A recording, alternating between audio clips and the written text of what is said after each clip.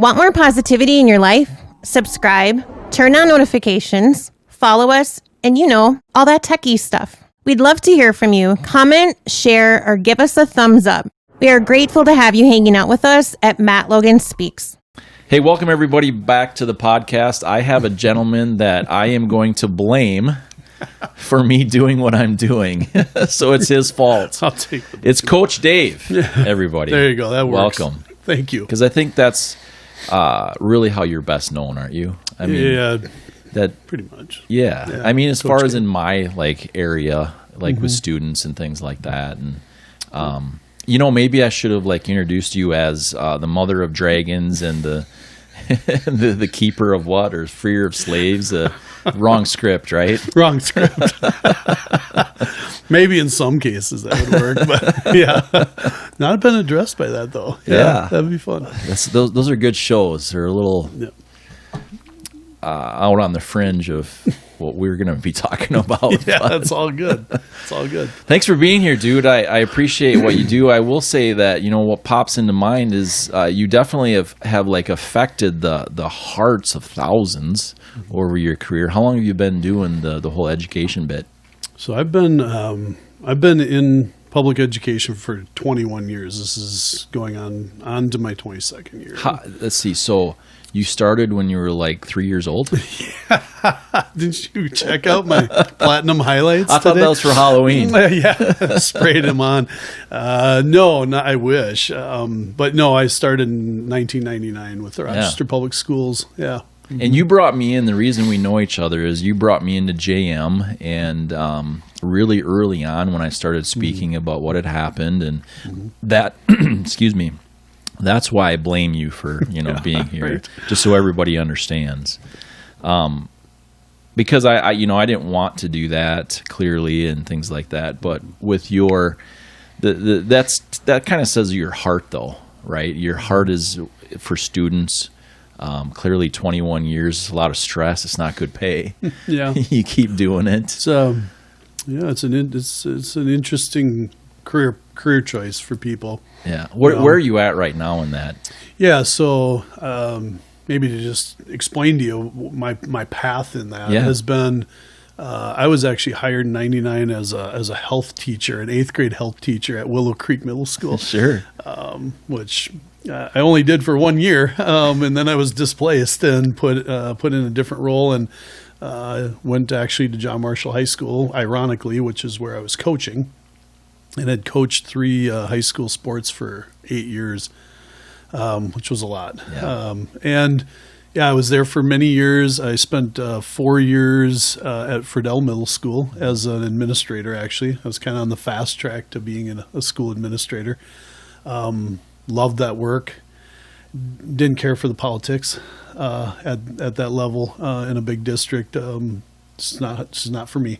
Had an opportunity to go back to the classroom and did. And then fast forward a couple of years. Wink, wink. Yeah, a couple for of those years of you there. listening. A couple of years, and had the opportunity to get back in the classroom, which is where I love that, and I kind of shifted my coaching skills from the athletic realm in fields and play of activity to some coaching of people in real estate work, and coupled that with my teaching career, which ironically works pretty well. And I've been at Kellogg Middle School now the last 2 years, so I get the opportunity to take a few of my own kids to work with me when we're not in COVID days. But it's a blessing to be around young people and inspire young people to do cool things. So Yeah. I love it. Yeah. What's it like to navigate this right now? Oh, COVID related. Yeah. It sure is teaching us to be flexible. That's for sure. Because we've got, things that happened last spring, we were not prepared for. Clearly, we did. I think public educators across the country did what they needed to do to try to make the best of a really poor situation. And I think overall that went well. But, and then it was kind of the waiting game all summer. Well, what's going to happen? What are we doing when we come back?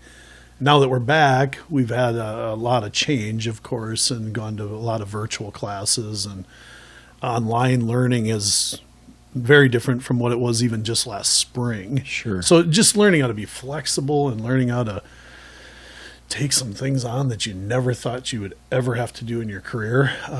It's been eye-opening and stressful, but every day is a new day. Do you want to weigh in on your opinion? Sure. I think there are, well, I won't speak on behalf of a school district, but this is Dave's, yes. Yeah, for me personally, I certainly appreciate districts being cautious about things, right? Yeah. I mean, there's so much unknown information that has been thrown at the public, and everybody handles it differently. So being cautious in the fact of bringing kids and rushing kids back into school and trying to pretend like everything's normal is not realistic in today's time and place. But I think there are ways that we could still be more creative in getting smaller groups back in our buildings, is my opinion. And I've heard, in our area here, a lot of school districts are back. They're, kids are wearing masks and social distancing, and it's working just fine. And we have other places where we've had to take a pod or a cluster of kids out for 10 days and, do their thing. And, according to guidelines that we still don't know are foolproof, right? We don't, but there's a lot coming out. There is finally. There's we're what 8.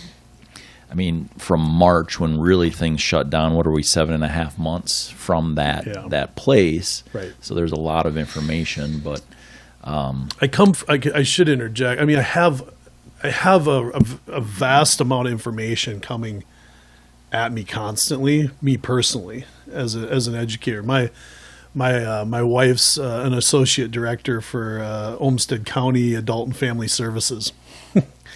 So there are days where I think I'm really stressed out about COVID, and then I go home and I hear something that they're doing at the county level with public health and trying to work with social workers and are vulnerable and all these other people. And I'm like, well, man, I really didn't have a bad day today, So you're right. There are lots of things that are coming out constantly. In a perfect world, I'd love to see kids back, even if it was a hybrid model for our secondary kids that I'm working with right now. But right now that's going to be pushed out again into November a little bit more again, and they're going to just by phase reassess. So, and you got to trust some of the people that know a lot more about viruses than I do, or other people. There's a massive group, at least for the employer I work with. It's not just employees making these decisions, right? They're looking at public health. They're looking at officials at the Mayo Clinic and other places to give them advice on what to do and how to do it correctly. So, do you think that it kind of became political for weird reasons? Because I've just watched and looking and researching and things like that. 2009 we had the swine H1N1 whatever. Mm-hmm. Sorry. Yeah. Deej actually got it. Yeah, and interesting. It wasn't political then, right? And some of these other things. That's been very interesting to me. So on the school level, what you've seen, have you seen that there's a division on that, and it is political and not by the numbers? Yeah. What's your opinion on it? Maybe you don't even want to talk about that. I'm okay having a conversation about that. I think it's important because there's a lot of mental health issues that are rampant right now. And that trajectory is, really the evolution of that trajectory where we're sitting right now is pretty enormous. Mm-hmm. And we're going to see a lot more problems really soon for another year or two by my analysis. I share that same concern. I really do. I work with middle school kids. Mm-hmm. Think about crucial. Crucial time. That time in life, the emotional side of it, the hormonal side of things that these kids are going through, and then just everyday stress, and then on top of that, you need to quarantine, and then you need to do this, and then you don't get your social element like you really should be getting at this age in your life. I'm very concerned about mental health of our younger people, all people in general, but especially our younger kids. You mentioned the political side of this, and ironically, this all happens during an election year.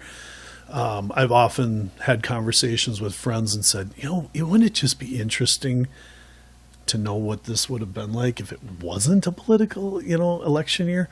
And of course, we won't know that ever, but we found spaceships now, according to the DOD. You saw that, right? So maybe we can time travel yet this year. Well, that'd be fun. And we can put it into a different place and not an election year. Yeah, that'd be great. Yeah, go back in time, rewind this back, and cut that part of it out. Right.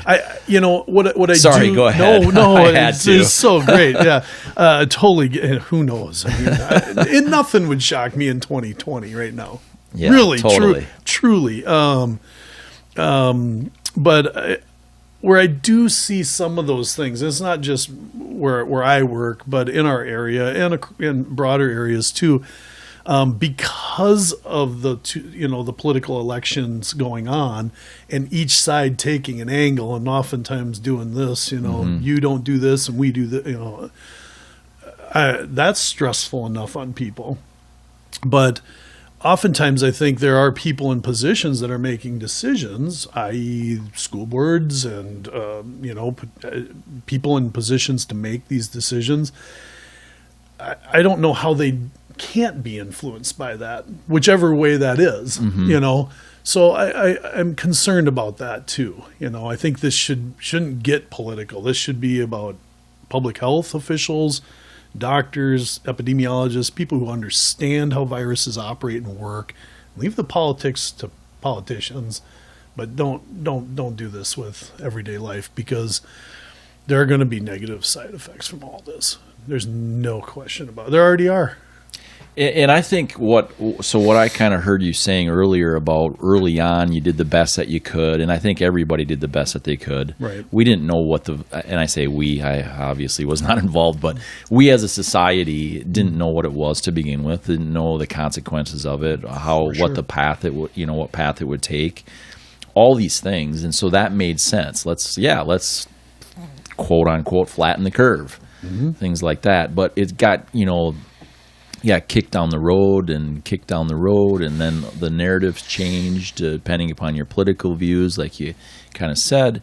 What is very interesting to me is where that how that got brought into some of these other powerful places, because education is extremely powerful. Absolutely. It's extremely necessary, and you see different states clearly have different kind of political views on it.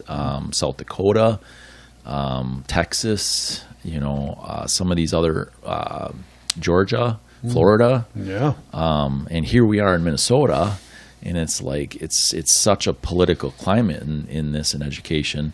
From a teacher standpoint, with all that said, the thing that people are saying is this. Okay, yeah, we now understand that the kids, it doesn't affect them hardly at all, if at all. Yep. But then we translate that to Coach Dave gets it. Coach Dave now brings it home. Now Coach Dave's wife gives it to somebody that's vulnerable, and the dominoes fall. Right. Right? And so, okay, you can talk about that, but then you still have to mitigate the other things in between. Right? Yeah. And why aren't we doing those things? I don't know. And that's that's my point with it too. Why aren't we doing those things? It's a really valid point to bring up, because, for one, we know what happens when you shut down an entire country. I mean, you shut down businesses, you shut down everything. You could have the argument on one side that maybe there were a few pluses from an individual standpoint on that, but overall you can't do that forever, because it just tears everything apart. But at the same rate, I don't mean to. I'm sorry, jump in. But what I want to, and then the argument will say, Dave, well, you're talking about money. Money doesn't matter. Lives are more important. Well, okay, yes, they are. However, if you shut a society down, that does, frankly, that kills people in a lot of ways. I mean, we saw the food shortages, we see the homeless, we see the alcoholism, we see the mental health issues rising significantly. It's not about the money. It's about the interdependence that a society has. Correct. Yes. So I just wanted to put that in there because I know that's not what you're saying. I know you're not saying it's about money. No, it's not so about. I don't want it's people not to about money think specifically at all. But No.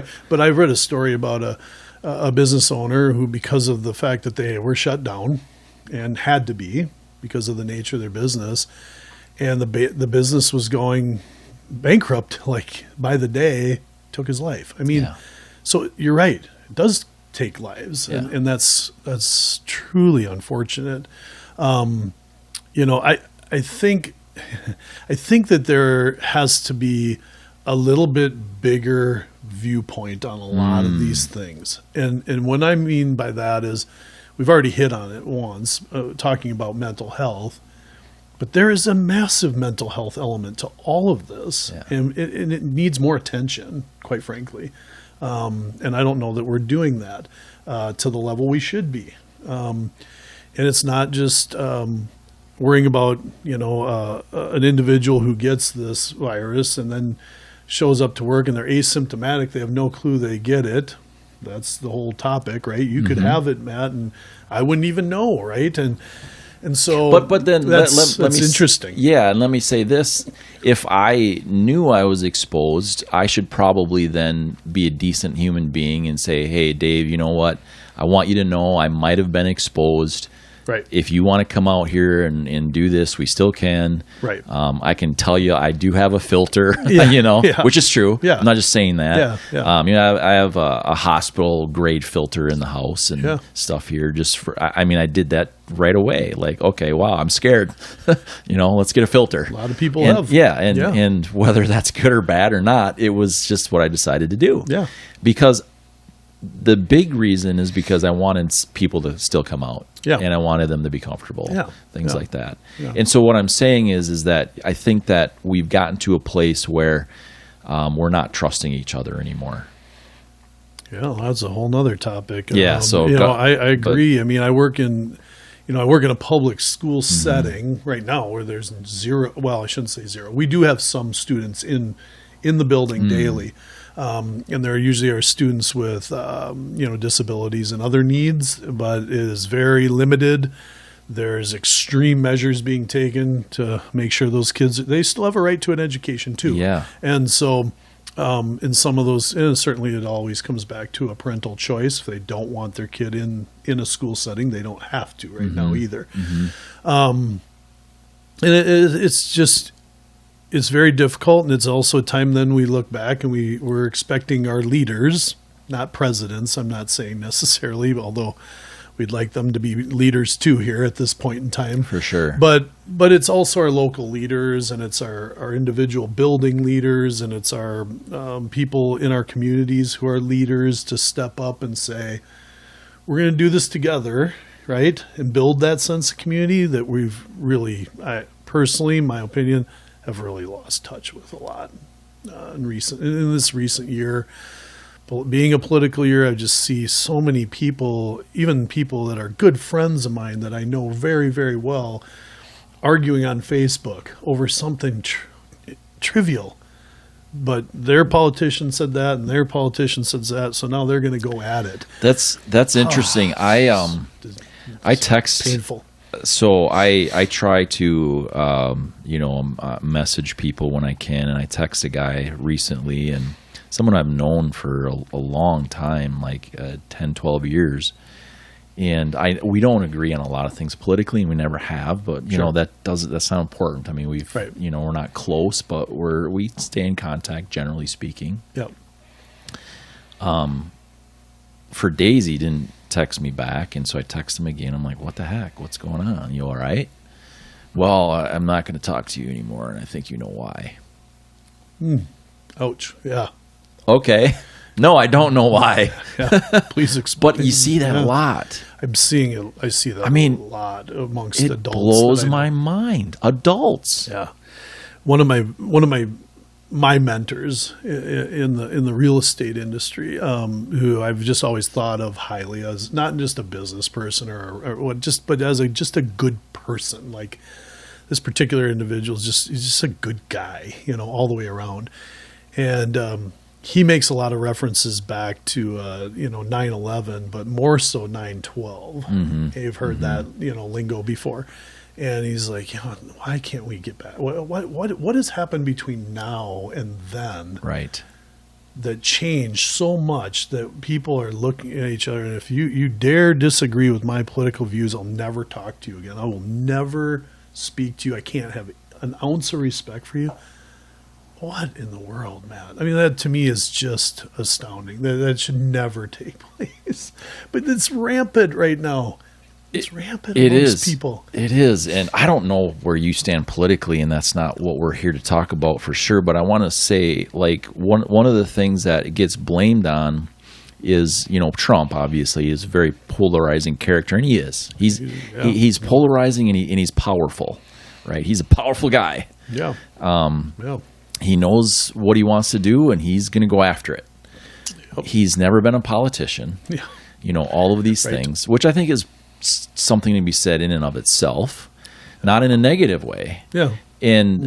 But what's so interesting to me is you have a record of other politicians over the 3.5 years that he's been in office being extremely disrespectful to him and his position. Mm-hmm. You can't blame this polarization on one person. And that's what's so confusing to me is why aren't we thinking? There's a lot that Trump does that I don't really agree with. There's a lot that Trump does that are like, oh, that makes sense. That's a good policy. Right. Yeah. We're not going to agree with everything one president does, and we better not actually. Yeah. And then we're not thinking for ourselves. But that I agree 100% with, and that resonates, with me. I mean. I sit on a really awkward fence some days. I'm a public educator that's a unionized teacher, and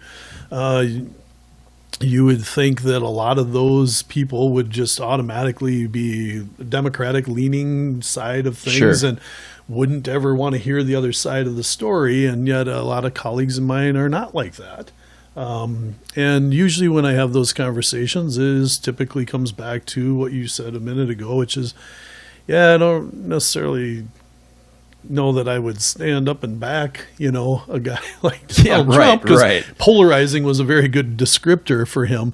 But at the same rate, he's still the president, right? Yeah. So like, in regardless of whether you like the guy or hate the guy, at some point we just like that one person shouldn't cause two great friends in Southeast Minnesota to hate each other and never talk to each other again. That's ridiculous in my opinion. I agree. That should never happen. I agree. Yeah, that should never happen. What happened to, Reagan and Tip O'Neill famously would fight all day long. Yep. But famously would go out and have a beer at the end of the day. Yeah. Why? I mean, two completely opposite viewpoints. Yeah. And literally, I mean, Reagan, came out and had said, we fight all day. I mean, I'm not saying it verbatim, but basically, they would go after each other all day long on different policies and things. Yeah. And then at the end of the day, they'd go have a beer. Yep. Yep. Yeah, interesting, isn't it? Yeah. Yeah. Oh, that's in our lifetime. Yeah, for sure. Oh, yeah. I remember, I remember very vividly listening to Reagan as a president and many others too. But and it's gotten really interesting. It just, and to, I guess, of course, as a public educator, we're not allowed to talk about politics ever. We're not to instill our views politically, of course, on our students. That's a huge no-no, and I would never, ever do that. We want to encourage our young people to be thinkers. Yeah. Think for yourself. Yeah. Listen to what you want to listen to and hear the messages from all angles and then make your own judgments, politically speaking. And that can go from a presidential side of things, which of course gets all the attention right now, but all the way down to your school board members and your city council officials and people around you. You know, we want our young people to reach out to them. Especially, well, my students aren't voters yet, you know, middle schoolers, but they will be someday. Yeah. And, you know, it's not the arena to talk about politics. But then I also jump on the other side of the fence where I sit and interact with hundreds and hundreds of realtors and business owners and people in all walks of life. And it's really interesting to hear all the different perspectives. So that's what's important, though, is to hear those different perspectives, because I think at the end of the day, whether you're, you know, let's just label it liberal or left or which to me are two different things, actually. And then you know, you have the right side or conservative, which even in fact are kind of two different things still. But at the end of the day, both of those sides, certainly conservative and liberal, they kind of want to be left alone to do their thing. You know, they kind of they're not involved in hurting other people. They want to prosper. And you know, why can't we start there? Because both sides, that's really what they want. Yeah, for sure. And then we get into these other policy things that we want to do and blah, blah, blah. And okay, let's battle some of that out. That's okay. Yeah, absolutely. But then let's grab a beer at 6:00. Yeah, and afterward, then stop and be a human being again. Yeah. You know, Yeah. The human side of things really needs to come back into this picture at some point, because November 3rd will come and go, and at the end of the day, you still need to look at your neighbor and get along, right? And you know, that's more important than, in my opinion, you know, it's way more important in life. Totally. Life is so short. Than what you know. And I'm not discrediting those who are very passionate about politics, because there is some very important things that happen, of course, when people are elected. But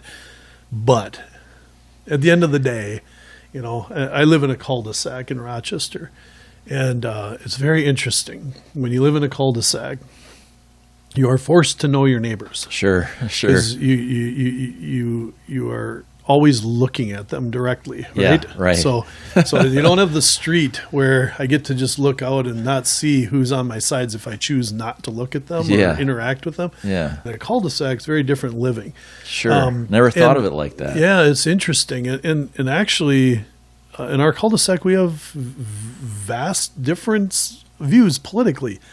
But it is very intriguing. We've got we're very blessed to have great neighbors. But I think there's a part of that community that, because of that, we can still agree to disagree and have mutual respect, and not, you know, be wanting to tear your yard sign down and, you know, walk over and give you a bit of my knowledge, or, you know what I mean? Like, there's a civil discourse that happens that is kind of underwritten rules. Like, you just don't go there, you know? Right, for sure. Yeah, it's more important to be best friends with you, because at the end of the day, whether Donald Trump is reelected or Joe Biden gets elected, we still need to be really good friends. Yeah.